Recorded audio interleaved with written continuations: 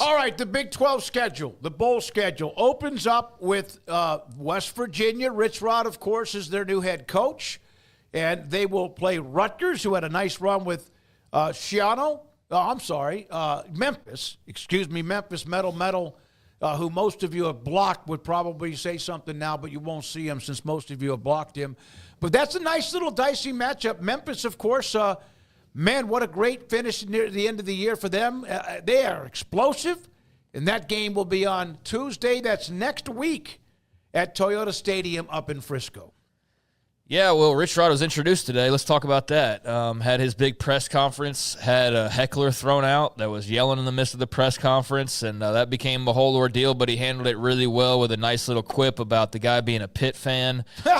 So that won a lot of people over. He's got the whole support of McAfee and that crowd, and they had him on the show and were peppering him with some good questions, and I think one of them was about what was it? It was about bringing back a rivalry, and it was about Marshall, I think is what it was. It was about bringing back the Marshall game, and his response was, if you think I've spent 1 second thinking about Marshall since I took this job. So, again, he nailed that answer and had everybody, oh, my God, you're the greatest thing. So he's in his honeymoon period for sure. He handled the heckler. He handled McAfee and that appearance, and you figure that he would on the latter. But I think people are juiced up and excited for Rich Rod, and there are going to be their detractors that are not on board with this, and he'll have to win them over. And the key word there is win. If he does that, everybody will get back on board. It's really that simple. That's how it works in college football. As far as this bowl game goes, I think everybody's thinking about Rich Rod. And so this will be a nice send-off for the seniors. I'm sure he'll be involved to some extent as far as just being around practices and whatnot. But I think this is a nice little bookmark to one regime, even though Neil Brown won't be around for it, and just a nice send-off for the seniors. And then a lot of the focus will obviously be on, hey, as soon as this is over, it's time for the Rich Rod era to get back into full swing. So I hope they can have a good performance. They're going to have their work cut out for them, though, because I think Memphis is going to be ready to play in this bad boy, and they've got a good team, really good team, with a lot of talented players. Gunslinger there, Seth Hennigan from Texas. And, I think this will be a tough test for the Mountaineers. But I honestly don't know what to expect because Neil Brown's gone and they're in the midst of a coaching change. So you never know with these bowl performances. But I think Memphis will be geared up, so the Mountaineers should be ready. And I think it'd be a great thing if you could take all of this goodwill and go win your bowl game when maybe not a lot of attention's on that, and just be a nice little extra present in the Christmas stocking.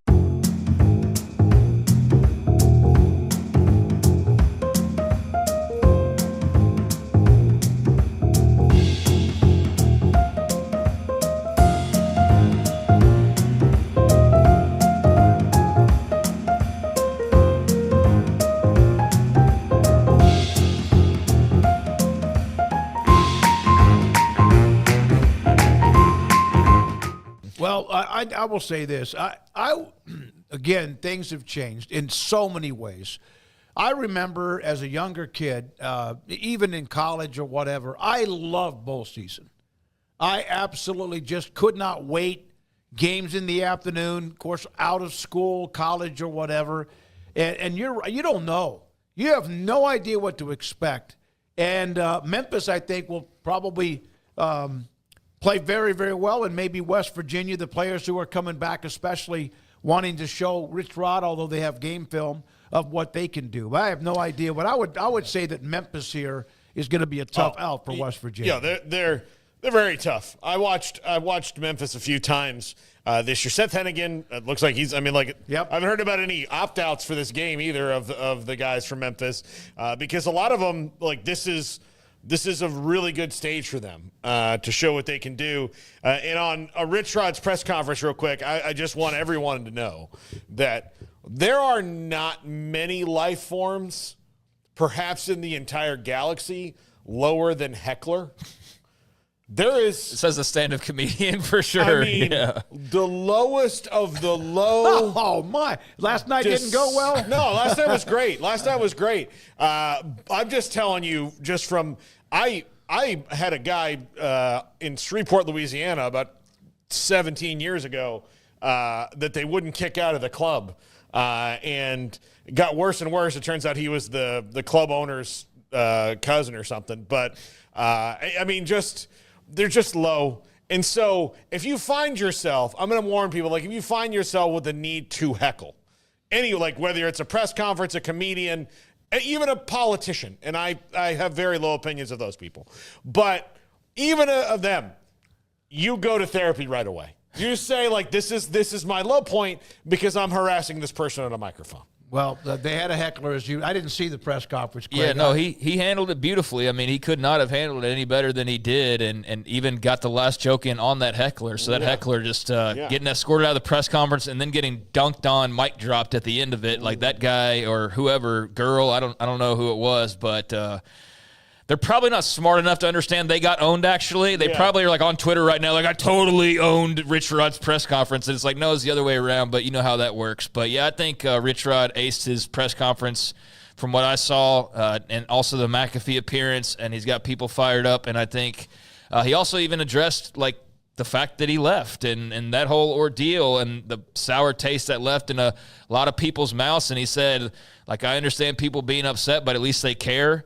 And that he made a mistake. He said flat out, he said, I made a mistake in leaving, and he said that he's going to, earn their support being back at West Virginia. So I think he handled that part of it well, that they're going to go out there and try to earn the support of those that maybe don't feel all that warm and rosy about him being back because of the way that he left. So, yeah, none of that has a bearing in this bowl game, really. I do think you made an interesting point, though. There will be guys on this team, like sophomores and freshmen and stuff, that are like, this is my tryout, basically. Like, I need to perform well because he can do whatever he wants to with this roster afterwards. And there are a lot of questions with this roster. So from that standpoint, it's interesting. But, yeah, they're going to have a really tough test there with Memphis. Would not be surprised at all if Memphis won that game. All right, we move on to the next one. Kansas State, which did not meet the expectations. Of course, not everybody does. But it was kind of a weird ending for them. Rutgers, Greg Schiano, Big Ten against the Big 12. It's a Saturday. That's an afternoon game Thursday. Beautiful, beautiful place in Phoenix, Arizona. I did not get the sense, and I haven't really dug around too much, but I don't think K-State fans are all that fired up about this. I think it's, first of all, you're spending Christmas in Phoenix, which, hey, that could be great. For some people, that's probably great. Like, you might be a family that travels during Christmas break, and so this is right up your alley, and bowl games can be a lot of fun to go to. But I'm sure there's some element of, like, hey, if I'm going to miss Christmas, at least make it for, like, a playoff game or something like that, not the rate bowl, but that is, one of the better bowls that was on there. I think Rutgers is a hell of a matchup. They'll be ready to go, no doubt about it. And for all of the constant worry about what the Big Ten or the SEC are doing or how they're perceived, like, here's one of those games. Go beat Rutgers and go beat a Big Ten team and have that little feather in your cap for when the comparisons are made about who does this and who does that and who's more valuable and all these things. Like, you have a nice 2024 example of, hey, we just went and beat one team out of the Big Ten that you can put on the list, because that's what a lot of this always boils down to, is those final scorecards of your conference record by the end of it. So here's a nice little matchup with the Big Ten, and not one of their world beaters, but a very respectable program. And, yeah, should be a good little game, but it does feel like K-State would probably rather have been somewhere else, and they certainly felt like they would have been somewhere else.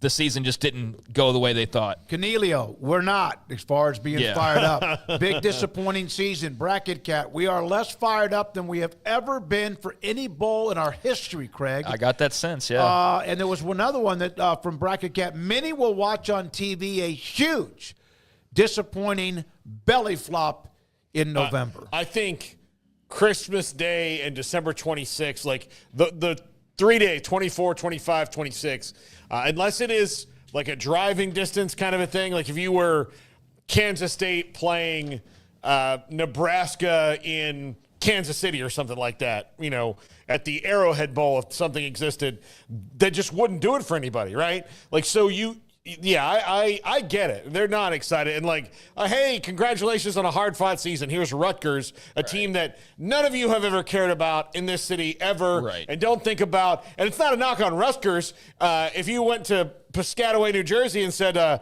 hey, what do you guys think about Kansas State? The whole state No, I mean the Kansas State Wildcats. Oh, the team we're playing in the bowl game? Yeah. This is the first time I've ever thought about them ever. Yeah. You know, I definitely got that sense when the bowl was announced. It was a disappointment. Like the season, fell short of expectations. This just kind of goes in line with that. So, yeah, K-State fans, not surprised by that reaction from some of y'all in the chat at all. That's kind of what I picked up. AutoZone Liberty Bowl in Memphis. Texas Tech and the Red Raiders, Joey McGuire, they've already started restocking their team for next year, but this year's team playing Arkansas, an old Southwest Conference game. I love that. Playing Arkansas, that's on 6 o'clock, Friday, December 27th at Liberty Stadium. Simmons Bank Liberty Stadium. Yeah, the soon-to-be completely remodeled. I like this. I like this matchup. I do. Yeah, I like it. I think. Look, the quarterbacks are all going to play. Most of the guys are going to play. Like, I guess we'll probably see about Taj Brooks and all that. He'll play, man. There's no way. Yeah. I'd be shocked if he doesn't play. But, yeah, I think this is going to be a good bowl game because you've got two fairly young teams here overall as far as – and guys who pretty much intend to come back. Arkansas has lost a couple transfers, but Talon Green's probably going to play in the game, which makes it better. So, yeah, rock on for the Liberty Bowl. Yeah, I think it's a good little matchup. I think, playing an SEC team certainly enticing, and not one like in the case of playing a Big Ten team like Rutgers where you really have no feel for them whatsoever if you're a K-State fan or even really any fans. But Arkansas, that's close enough to home. There's a history there with Tech, and it's like bordering state, all of that. Like that definitely ratchets it up a little bit. So I think that's a nice little spot for Tech, a nice opportunity for them to win 9 games for the first time under Joey McGuire. They have not done that to this point, so this would be a new mark for him, and then potentially allow you to leapfrog into that double-digit win column next season. And I think for Tech, some moments in this season, like for others, where you go, man, if we had just had this tweaked a little bit, like we might have been playing for a Big 12 title, or we'd be already at 9 wins or whatever. So I think it's been a good overall season. Maybe left a little bit desired, but because of the moves they've already made, there's already a lot of excitement for what's to come. So I think if you go win game number 9, hey, that's a new mark. Boom, 10's right there now for the taking. You've got your new coaches coming in. You've got new talent that'll be coming in. You feel like this thing's still taking another step forward, whereas if you finish 8-5, that's still really respectable, but it's already what you've been doing. Does that make sense? Yep. And this does bring up, I've got to get to this stat here. Andrew Armstrong for Arkansas has the most bizarre stat, and I don't know how often this happens, but I have to bring it up because I don't know what else will do it. So Andrew Armstrong of Arkansas, he's a guy from Texas, okay? This is why I know who he is. Finished 7th in the country in receiving yards. 7th. He had 1,140 yards, which was only behind Nick Nash, Harold Fannin Jr. of Bowling Green, Tetaroa McMillan, Jaden Higgins of Iowa State, Eric Rivers, FIU, Travis Hunter. Those are the only players that had more yards than he did in the entire country. He had 1 frickin' touchdown the entire year. 78 catches, yeah. He had 1 touchdown. The other guys on that list, 16, 9, 8, 9, 12, 14. Those guys who are all just ahead of him in yardage by 200 or less yards have like 10, 12, 13 more. He had 1 freaking touchdown. Among the top 50 receivers in college football with, as far as receiving yards, only 2 were held to 1 touchdown. Armstrong from Arkansas and New Mexico's Luke Weissong is the other. But he's like top 10 in yardage, and he's like 500 in actual touchdowns, because who doesn't have a touchdown that's played receiver this year? Everybody's got a touchdown. Like, that to me was just a really bizarre stat. He'll be a tough cover for that Tech secondary, which they're obviously looking to revamp, but a very winnable game, but I think a tough game too, because Arkansas's got a little something to them. I think that'll be challenging, and yeah, a little Southwest Conference flavor here, so that'll be a good one. All right, we go to the Valero. We've been to this bowl game before. There was the game between Baylor and Washington that was like you had to go take a shower after the game without any defense. Technically, Terrence Ganaway had a huge game. Outside of the Liberty Bowl, the Rate Bowl, you went when it was the Buffalo Wild Wings Bowl. Yes. And then I guess the Frisco Bowl we have not been to. Yeah, you're talking about the games we've because so Valero Alamo Bowl, they do a great job in San Antonio, and this is that unique matchup, both in the same conference, the Big 12, but did not play each other, and because of the Pac-12 and their changes, evaporation, there were a bucket of teams that could be still assigned to some of their bowl games. And it is Saturday, December 28th, evening game, BYU, Colorado. You're going to have maybe the Heisman Trophy winner in Travis Hunter, and you're going to have two teams that had one hell of a nice year that nobody expected. And maybe the top 2 picks in the draft next year, Yeah, or with at Shedeur, least maybe too. the number Yep. 1 overall. But, yeah, I love this game, and I know that there's a lot of backlash that especially was apparent last weekend when this was announced because of the Big 12 versus Big 12, and I understand that. We made that clear earlier this week when we talked about this game specifically, but it is what it is. That was part of the product that you took in when you took the Pac-12 teams. Like, that was a side effect of that, nothing more. It wasn't like the Alamo Bowl or the Big 12 were out to get you, even though it felt like some of the responses felt like they were, being screwed over somehow. It's like, you know what happened, guys? The Alamo Bowl said, what's the best possible game we can put on? Oh, just so happens it's 2 Big 12 teams, but this will get the biggest TV rating. This will put the most butts in seats, and this will have the most discussion around it versus any other matchup they could have done. So the Alamo Bowl did its job, and this is one of the games – this might be the game I'm most looking forward to of the entire schedule of the Big 12 this postseason. I think this will be a lot of fun. And, yes, it could have been the Big 12 title game, and, yes, it could have been different, but – I say you embrace it, man. This is a game that otherwise we weren't going to get to see. So BYU, you get to go play Shedeur and Travis Hunter. Look, hey, would you rather have this or kind of like a random matchup? Rutgers. Yeah, I mean, like, this is for like, okay, it's a conference game. At least it's not a conference rematch, and it's a conference game between two of the really good teams in the conference that were both surprises in their own right. It'd be different if they play in Vanderbilt or something like that. No, let's roll with it. Like, this was a really good conference all year long. So what if we get one more of them? Outside of the playoff game, this will probably be the highest rated game of the entire slate for the Big 12. Yeah. So, I think that's like actually a good thing because otherwise it might not be as viewed. But I think that matchup with those fan bases and that star power, that'll be one that a lot of people tune into, especially there at night. And is that on a Saturday night? Like, come on. They do a great job. By the way, they will play each other next year. The 2025 schedule, BYU will be on the road at Colorado.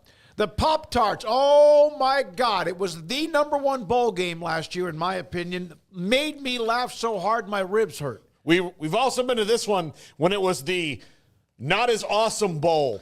Russell Athletic Bowl. Yeah. That's when Johnny Jefferson had 299 rushing against I'll tell you North this, Carolina. To this day, I do not buy Russell Athletic gear because that bowl week was just cruel. Yeah, I'm wearing some right now.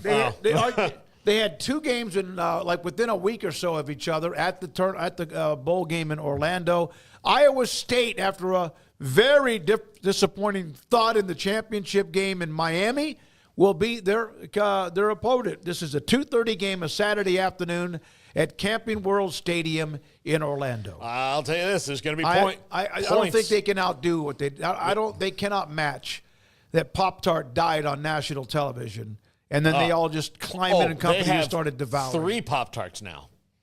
Yeah, they've had a whole year to plan how to. There are 3 new flavors. My favorite was cherry. Hey, we've discussed this before. Wasn't it the brown sugar or cinnamon or whatever? Yeah. So 3 new flavors, different things. Pop-Tarts is bringing it, man. They figured out the marketing aspect of it. The best news for Iowa State in this game is that Cam Ward, if he plays in this game, I will be floored and shocked. If he shows up for that one.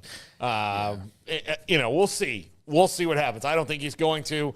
I don't think that Restrepo or some of these guys are going to play. So they're going to see the Miami team that they would have. They're going to see the Miami team they would have rolled out if Cam Ward hadn't transferred there. Yeah, or if they were in a college football playoff. Yeah, they would all be playing. By the way, that game again is on Saturday afternoon in Orlando. We're going to have Bruce Feldman in a moment. Craig, put a bow on that one, then we'll come back to the other ones. I think it's a good game. I think a lot of that will also depend on, does Cam Ward play in the bowl game or not? And if so, then that will put more attention on it. If not, they'll take something away from it. But either way, a great opportunity for Iowa State.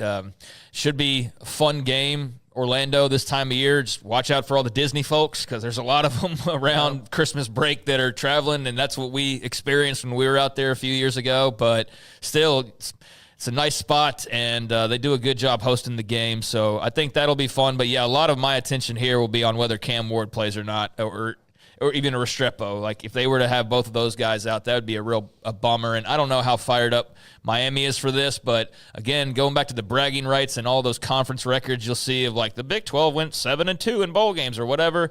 Like, this is a game where, hey, you can put a little notch next to one of the better teams in the country and one of the better teams in the ACC and have some bragging rights. And also go and get another win and add on to that all-time record that you've now set this year. And I know it was disappointing in Arlington what happened there. I mean, it'd be impossible to not be disappointed with what happened against Arizona State. But go get a win to at least close this really good record-breaking team out with a victory. I think would leave a good taste in everybody's mouth about 2024. In the remaining 3 bowl games that are left, we start with the Isleta New Mexico Bowl, TCU and Louisiana, who, by the way, their kicker was named the Lou Groza Award winner last night, Almendarez. Good for him.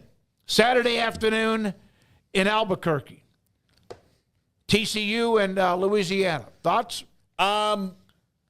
Louisiana, I don't know if they I don't know what their quarterback situation is going to be in this one, but I do know they just got Walker Howard in the portal. He's not going to play in the game. I like this one for TCU to try to get something going for the end of the year. Albuquerque's a weird place, man. It's very pretty, but it's a very strange place. I don't know how much fun they're going to have there, but pretty good game. I don't know if TCU fans are excited about it, but there's a point, just a year ago they weren't in one of these games, so they should be excited. I mean, the runner-up Sun Bowl championship, got to play Marshall for that title and lost pretty lopsided fashion. But, yeah, I guess don't let this game come down to the kicker, that's for sure, based on the awards last night. And outside of that, like, who are we kidding? TCU don't care about this game. TCU don't give a damn about this game. Louisiana's 10-3. It'll be a respectable opponent, but I just don't see any way Frogs fans, and I haven't seen any evidence that any of them are excited about this one, with all due respect. So I guess don't go in there thinking you're just going to roll over Louisiana, because you could find yourself on the end of an embarrassing bowl loss that you weren't expecting. But, yeah, I just don't think there's a whole lot of excitement for this one, and I think Frogs fans would rather have been maybe some other places than Albuquerque against Louisiana in the New Mexico Bowl. But I think the big story with TCU is their very weird and quiet athletic director situation. Yep. I don't know why that's as quiet as it is, but Jeremiah Donati taking off and leaving for one of the Power 2 leagues, like a lot of athletic directors you're kind of seeing make those moves. And he's a Chris Del Conte disciple. Jeremiah Donati is, which I actually read, that goes back to his father. Like, Jeremiah Donati's father helped out Chris Del Conte at the beginning of his career, and I didn't realize that connection between the two. That they went all the way to TCU and all of that. But, yeah, Donati is gone. I actually think it's a pretty big deal, and then their search just continues, I guess. But, yeah, that game, there's not a lot to get excited about with that one. Texas Bowl. Kinder's Texas Bowl. What's Kinder's? It's like a chocolate candy or something. Yeah, it is. So Yeah. I asked that question, and somebody brought that up to me. Baylor and It's LSU. Italian candy. Really? Yeah. I don't know why it doesn't have I a didn't vowel know in you it, but yeah, it's had. I Italian. didn't know you had like countries attached to candy. Listen, Hershey's is American. Okay. America. Yeah. All right. Nestle Baylor- American, but Baylor, Kinder's- LSU, of course, it's a 2:30 kickoff for us. We'll be covering the game. Get done about 6:30, post-game, get home, back to Waco about midnight or so. 2:30, Baylor and LSU in the Kinder's Texas Bowl. It's German. I'm sorry. I just know it's very popular in Italy. So, yeah. My bad. My bad on that one. So See what happens when you cuss? it does. It throws the whole thing off the rails. What about it? I think Baylor's got to be thrilled to be in the game. Got a lot of momentum. Playing LSU, not sure exactly about all of their parts available, but LSU fans going to Houston's not hard to do.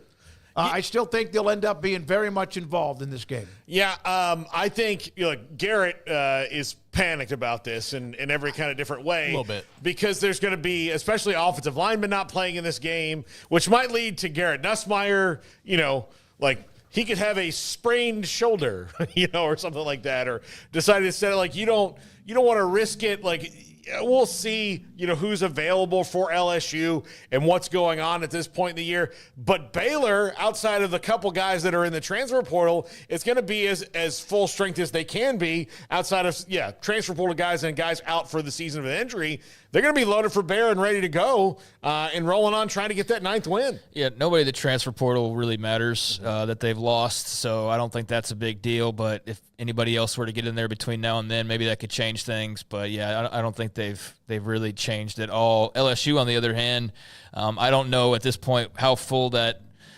portal is, but I know it was getting to be a long list earlier this week. I know some of those guys aren't necessarily contributors either, but, I mean, let's face it, LSU I don't think is really fired up for this game. Baylor, though, I think what I said earlier in this week applies of I don't give a damn what LSU thinks. You got a chance to go beat LSU, full strength or not, and go get a big bowl win and end the season on a high note and take this thing into the offseason with some momentum. I think this is a great opportunity. The Texas Bowl is a really good bowl. Obviously, you should have some pretty good fans there. They don't have to travel far. And an interesting opponent, regardless of whether they have their full capabilities or not. And if Nussmeier's playing, well, then, hey, that's one of their best players, if not the best player that's suiting up for them. So it's not as though it's all just like scabs out there for the Tigers and Brian Kelly. I think Aranda would love to beat LSU, even if he's not a real prideful guy that worries about those types of things. I would think even if he doesn't feel that strongly about it, that if he were to go and do it, he'd probably realize, like, oh, that feels pretty good. And he likes to win, so does everybody else. I think there's a great opportunity to get a notable win and have that in the record books for forever. So, yeah, I think Baylor will be ready to go, and we'll see on LSU. By the way, while we're here, official on DeQuan Finn. He's in the portal, according to Pete Nakos. Official. Yep. Okay, I figured that. I mean, he wasn't going to play here next year, and so that was writing on the wall when Sawyer Robertson became the guy that he became. And DeQuan Finn, what a gig. I don't know how much he made. I know it had to be at least six figures. At least six. I'm being what I learned from the beginning, it was probably somewhere, and how it worked out too was that Baylor was interested in him pretty quickly. He makes a trip. They put up a number, and they said you have like 24 hours or so to say yes or no, and if you go past that number, it drops. And I think it might have dropped. I know his agent; he's a great dude, but I want to say somewhere in the 300,000 or 400,000 range. Yeah, it's just interesting that there was such a big to-do about him and a lot of money thrown his way, and it all amounted to a entire spring where he didn't really separate from Sawyer Robertson, that it carried over into summer and then wins the job and holds on to it for 2 games and then gets the injury, and Sawyer Robertson becomes the next maybe the best quarterback in the Big 12 over the last 10 games. So just who would have predicted that? You might have thought Sawyer Robertson should have won the job, but I don't think you'd have said, hey, Baylor's going to go 8-4, and DeQuan Finn's going to have absolutely nothing whatsoever to do with it. Yeah, and I want to say he obviously it didn't work out. He's a great kid. Yeah, I'm not knocking him. Great I'm just kid. saying He did what anyone else would have done when you have that opportunity. And I thought that maybe it would work out. It did not. I wish him the best. It all kind of fell apart in that game against Utah. Remember the strip sack fumble and then after that it went downhill after that. But I don't feel too sorry for him because he didn't have to do a whole lot and earned a whole lot of money by just having a quarterback competition and playing 2 games. So, I mean, good for him, and he'll still have another opportunity now. So to either make more. To be a starter or to be, a backup who, And look, there's schools that fit what he does. He threw a lot of picks at Toledo, but he was the MAC MVP for a reason. He's got skills. He's very fast. He's athletic. He can help somebody. And he's going to have some time to make a well-reasoned choice. So there you go with that. Again, Baylor, LSU, and then the DeQuan Finn news is now officially official, or as somebody used to say, exclusive. No, my sources have confirmed the report of the report of the report so that I can take some credit for this. Yes. I love it when people put up on their Twitter feed something, they take an image off of somebody else's feed, but they don't credit the person who had the information. That's why I'm glad you mentioned who did the numbers. They retweet it, and then they put confirmed as if I called them, and they're like, okay, look. It wasn't before, but now that I called, now it's official. In a secondary tweet or whatever you want to call it, first reported by Emery Winter. Yeah. All right, Chick-fil-A Peach Bowl. This is a big boy. It's Arizona State, the Sun Devils, waiting for the winner between Texas and Clemson. It will be a noon kickoff on Wednesday, January 1st, New Year's Day. I'm fired up for Arizona State in this one. I think it'll be, Arizona State. Who are we waiting for on this one? The Peach Bowl. We didn't even know who they're playing. Clemson or Texas? Yeah. So, but we don't know, so I can't really talk about it. No. But the fact that that's there, they're going to play noon.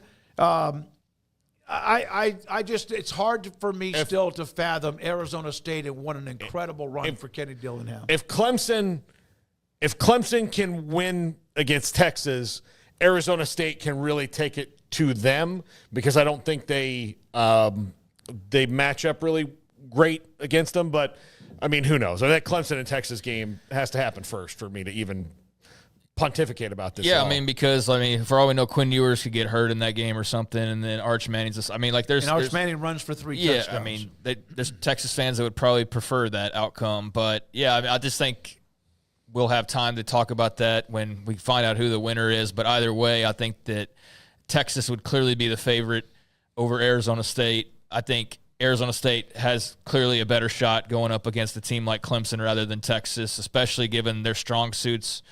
You're not going to – you can run Cam Scattaboo into that Texas defense over and over. I just don't think it's going to give the way a lot of other defenses have given these last few weeks. But I just think it's awesome they're in the game. I think it's awesome that they just turned every prediction on its head, and that Kenny Dillingham's this rising star that's only getting started in various ways. So it's an exciting time for them. They just need their fan base to rally and take full advantage, man. This is not something that's going to happen with regularity. You better treat this as one of the most important moments in Arizona State football. If you were ever unsure about donating before, but you've thought about it, now you do it. If you were ever unsure about throwing your support another way, now you do it, because this little window's open now, and you don't know how long it's going to be open, but it's a pretty cool thing that it is open. I'm going to ask you guys a question about Texas and about Quinn Ewers that was brought up to me by a Texas fan this week, and it hadn't occurred to me, but now I started thinking about it, and it's clearly this party line thing.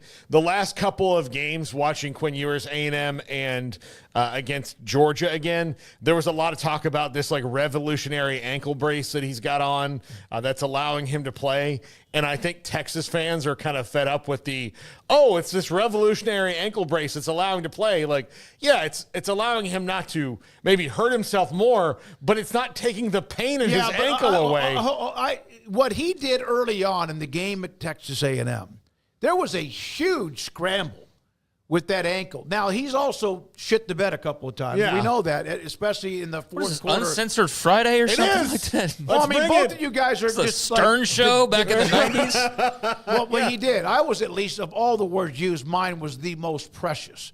But Quinn Ewers, when he needed to be good, was good. Yeah. There's... That pick against Georgia did not hurt them. It almost killed them. But he does an incredible job of when it seems like he's about to just get shoved completely to the side. Yeah. He takes his rest on the bench, and then he comes back and plays well enough. You're like, okay, that's why he's the starter. But he's always been banged up his whole career. He's gone through that. But I think it's funny that I think it's one of those party line things from Texas, this ankle brace. It's essentially from space. You wouldn't believe this. And I think the fans of Texas are kind of tired of hearing about it, because they're like, well, all right, does it mean he's not hurt anymore, or does he can play through it? Because they have a legit controversy in a lot of their minds, because Arch Manning is not hurt at all and doesn't need an AI ankle brace to play the game. And I think a lot of them would be like, well, why don't you just put Arch in and not have to worry about this brace holding up or not? So do you think they're playing him because he deserves to have the opportunity? I think he's earned it. I think he's a starting quarterback. Starting quarterback. But that's and that's something I think Sark has said over and over again, but I do think the fans hear it and they're like, well, the fans also want the true freshman who's never played before to start over the third-year junior with 50 games of experience who's actually pretty good but threw a pick that pissed him off. That's fans. They always want the backup quarterback, especially if the backup quarterback's Arch Manning, social media superstar and football legacy. So, you're going to have, especially with a massive fan base like that, people who want to see Arch. I do think, like, if you were to take a poll of the fan base and get every Texas fan legitimate, I think Arch would win that poll. But I think there's some things that Quinn obviously does that keep him in that starting role. But I don't think any of it matters, because the great thing if you're a Texas fan is Arch is the starter next year. I don't care. I saw these rumblings about reportedly Quinn Ewers is thinking about coming back, and the word reportedly was used like 5 times in the same paragraph, so that's what makes me doubt it to begin with. But even if that were the case, like, it's Arch's team next year. They would riot if Quinn Ewers came back to Austin for another year. But for this year, maybe he's the best bet. But it's clear that, like, this is the end of the road. Quinn's got his time to maybe go take him to a championship. But after that, yeah, it's Arch time. It will be interesting if they win a national championship. Paul will move to a different country. But if they win a national title and he says he wants to come back, just to have that will be a lot of fun to deal with.